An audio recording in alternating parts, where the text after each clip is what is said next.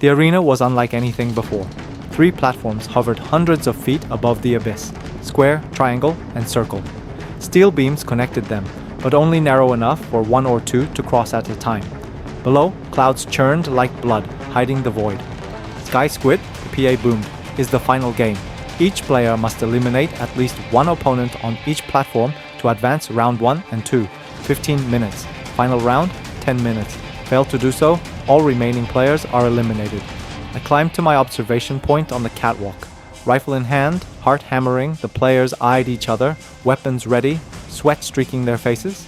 Every alliance, every betrayal, every survival instinct would matter here. Round 1. The hunt begins. The platforms rattled as the countdown began. A group circled, circling like predators. Others tried to stay hidden, but exposure meant death. Gandonas stepped onto the square platform. He moved deliberately, scanning both platforms across the gaps. His eyes caught a person on the triangle platform, a potential target. Players lunged, shoved, and swung knives. Shouts echoed, footsteps skittered across steel, and a single misstep meant falling hundreds of feet. One person miscalculated, lunging at the wrong platform. He fell, grabbing nothing but air. The crowd on the other platforms screamed. Gandonas didn't flinch. He moved, poised, precise, striking only when necessary to eliminate a player on his current platform. 15 minutes passed. Some platforms were nearly cleared, bodies lay scattered, some dangling from steel rails, some motionless on the floors below. The organizers didn't pause. They reset the timers. Round 2, the PA announced. 15 minutes. Continue. Players adapted. Alliances broke instantly as survival became the only priority. Groups now stalked everyone. Turning on former allies, everyone moved between platforms, calculating risk, measuring jumps, gauging weapon reach. Other players were less careful. Some miscounted, leaving a platform without any kills. Their bracelets turned red. Detonation followed almost instantly. The air smelled of ozone and fear. Final round, 10 minutes to live. The remaining players were few. Only those who had successfully eliminated 1 opponent on each platform remained. The final round started. 10 minutes. 1 misstep, 1 hesitation, and the game ended permanently. Everyone attacked in waves. Players scrambled to survive. Platforms tilted and rattled under the stress, forcing even the strongest to pause. I watched Gandonas move with ruthless efficiency. On square, he eliminated a person who had cornered a female.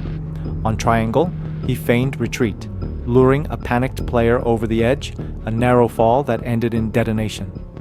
On circle, he faced 2 opponents simultaneously, striking one and shoving the other off the platform, barely catching himself on the railing. Every second counted.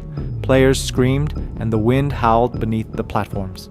When the timer hit 0, only a handful survived, Gandonas among them. The PA announced, winners confirmed, prize money awarded.